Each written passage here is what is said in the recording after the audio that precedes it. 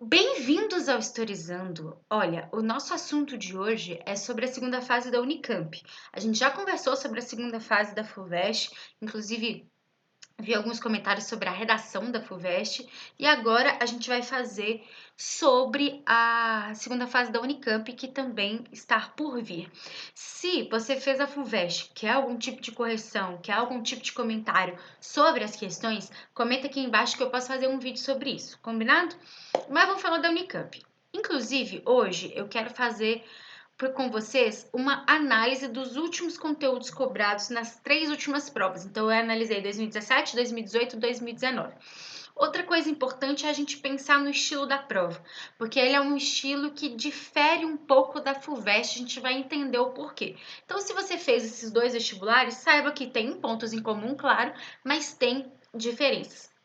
E se você ainda não viu o vídeo sobre como fazer uma prova discursiva, de novo, aconselho a ver, sempre importante, fiz com todo carinho para vocês.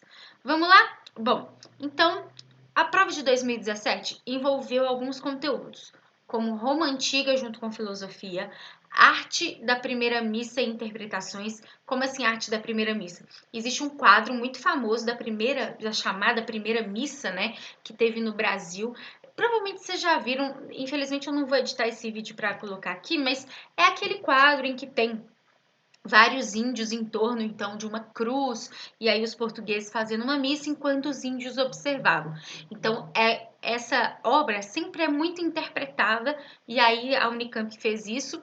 Uma questão sobre o Brasil Império, mais a questão de economia, uma Guerra Fria, mas mais consequências da Guerra Fria, o ano de 68 junto com a Revolução Mexicana, junto com a ditadura no Brasil, então olha, muita coisa em uma questão só, e a descolonização da África.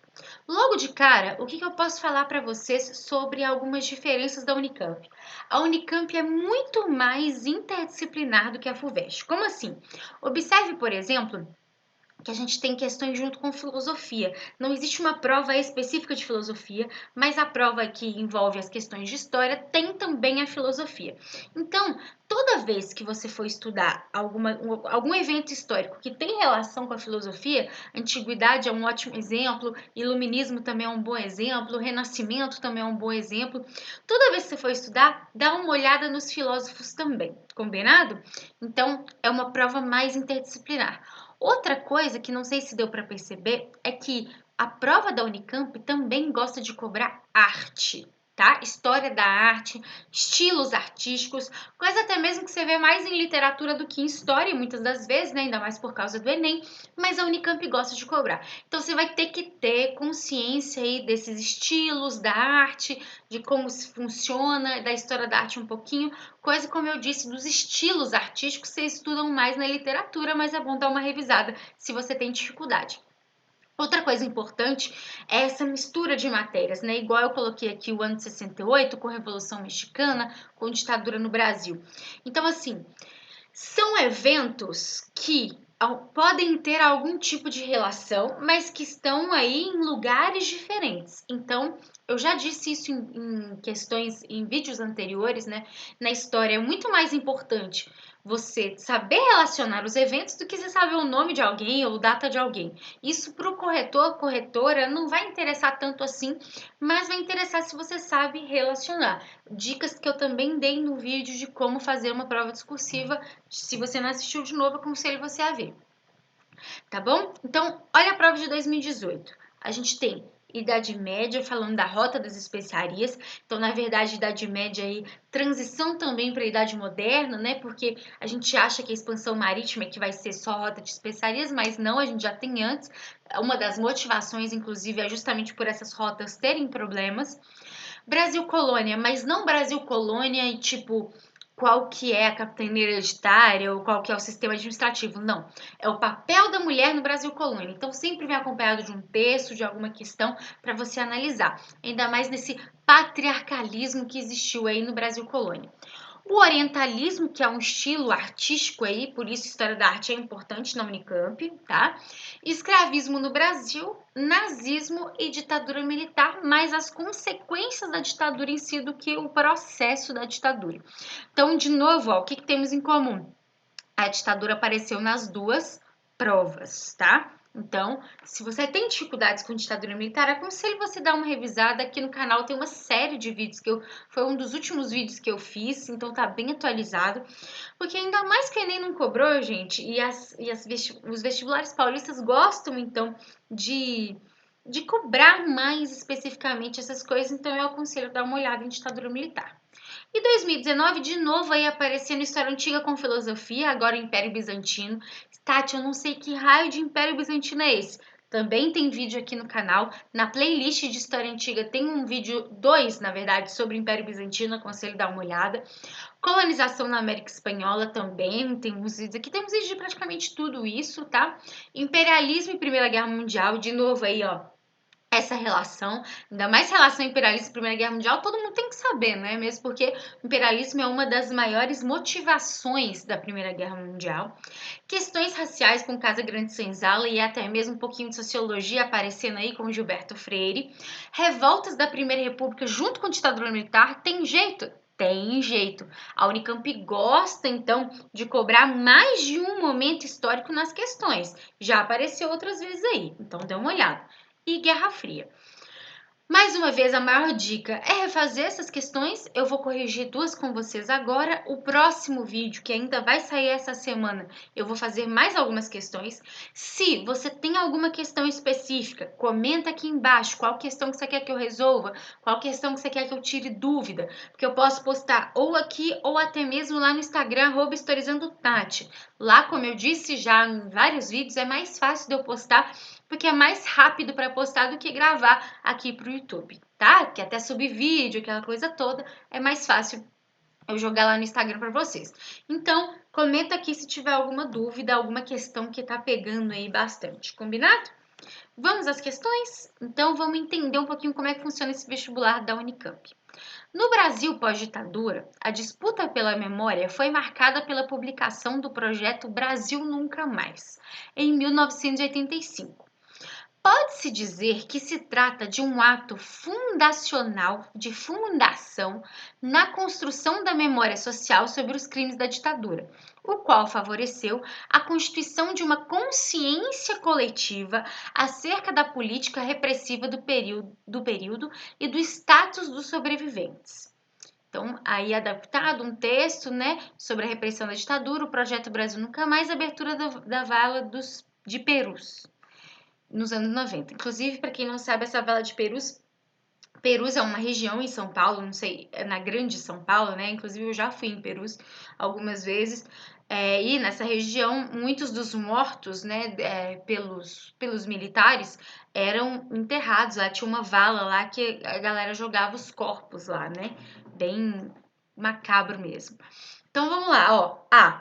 Explique 2 objetivos do projeto Brasil Nunca Mais. Você vai tirar do próprio texto. Qual que são esses objetivos? Basicamente, o texto está falando do que o objetivo maior, essa questão da memória, e o objetivo também é de construir aí uma consciência coletiva em cima desses crimes, justamente para evitar a repetição.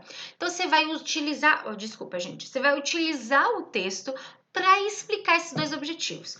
Eu já disse isso em vários vídeos aqui sobre provas abertas, né? Dissertativas, né? Que o que vocês têm que fazer é sempre aproveitar o máximo do texto. Se basicamente a resposta é o texto, tira do texto ali, é claro, elabore um pouco mais, mas sua resposta é basicamente ali, você não vai depender de muito saber ali sobre a questão em si, sobre a ditadura em si, tá? Letra B. Por quais razões a autora considera o projeto Brasil Nunca Mais um ato fundacional? Volta lá. Pode-se dizer que se trata de um ato fundacional na construção da memória social sobre os crimes da ditadura, o qual favoreceu a constituição de uma consciência coletiva. Então, por que o projeto Brasil Nunca Mais é um ato fundacional, está fundando alguma coisa. Porque ele é justamente pós a ditadura, ele é 85, no mesmo ano em que acabou a ditadura militar, e por ser no mesmo ano, ele está fundando uma nova consciência, coisa que não existia antes, mesmo porque antes era o processo ditatorial em si, não tem como você construir uma consciência, uma memória da ditadura se não está dentro da ditadura. Agora, em 85, e aí é bom saber a data que terminou, né, a ditadura. Ai, tem que decorar a data, Tati. Gente, importante. Algumas datas são importantes, sim, mas não é que ficar decorando, é tipo ter uma consciência, uma noção da história do Brasil. Você não precisa saber a data de cada presidente da ditadura, mas tem que saber que a ditadura começou em 64 e terminou em 85. Então, 85 é que começa esse processo e é justamente por isso que é um ato fundacional. Tá fundando, tá começando esse processo da memória. É isso que você vai explicar. Difícil essa questão? Nem um pouco difícil. Então, garanta pontos em questões que dependam mais do texto ou da imagem, porque vai depender mais da sua interpretação em si do que de fato conhecer a matéria. E aí a gente sabe que a Unicamp, como eu disse, é muito interdisciplinar e cobra vários momentos ao mesmo tempo. Então, em questões mais complexas, você vai ficar mais aliviado, porque você pelo menos garantiu uma boa nota aí nessas questões mais simples. Combinado? Próxima questão. A campanha nazista contra a arte moderna começa com a tomada de poder. Em 1933, Hitler fecha a Bauhaus e promove a primeira exposição difamatória da arte moderna em Karlsruhe, não sei falar, tá, gente? E Mannheim. Segue-se a cassação de diversos curadores, diretores de museus e artistas professores. Os artistas começam a emigrar, livros são queimados em praça pública e inicia-se um verdadeiro processo de expropriação arbitrária pelos nazistas dos acervos dos museus. Mais de 16.500 obras de arte consideradas degeneradas são confiscadas, muitas das quais foram destruídas ou perdidas. Obras de valor, como Autorretrato de Vicente Van Gogh ou Acrobata e Jovem Arlequim de Pablo Picasso, são vendidas em um leilão em 39 na Galeria de Fischer, na Suíça, e revestidas em divisas para os nazistas. Olha lá, o texto chama Arte Degenerada, tá? Então, letra A. A partir do texto acima e de seus conhecimentos, explique o que foi o projeto estético do nazismo. Primeiro, o que não é, digamos que você não saiba, tá, gente? Digamos que você não entende de arte nazista, tudo bem, não tem problema. Volta no texto. O que para essa galera não é degenerada? Porque são várias aí questões que são degeneradas, mas ele fala de autores não, né? De pintores, de artistas que não são degenerados. Então, basicamente, os degenerados são aqueles que têm arte abstrata, que vão pintar questões que não têm relação com essa estética mais voltada ao renascentismo e tudo mais. Então, assim, você vai explicar o projeto estético do nazismo. O projeto estético do nazismo, lembra do nazismo? O nazismo é uma questão de Estado. Então, o projeto estético do nazismo tem a ver com o nacionalismo germânico, tá? Porque se tem a ver com Estado, se tem a ver com o nacionalismo, nazismo, a arte nazista também vai ter. Então, você vai explicar que é uma arte que está relacionada com o nacionalismo germânico, com a história da Alemanha, a história dos germânicos, tem relação com uma estética voltada mais para o Renascimento, uma estética voltada mais para as questões realistas do que abstratas.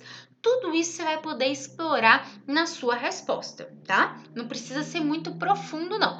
Fala da questão do Estado, fala do nacionalismo, fala de uma estética voltada mais para o Renascimento, mais para questões realistas do que para o abstrato, porque o abstrato era considerado esse degenerado. Combinado?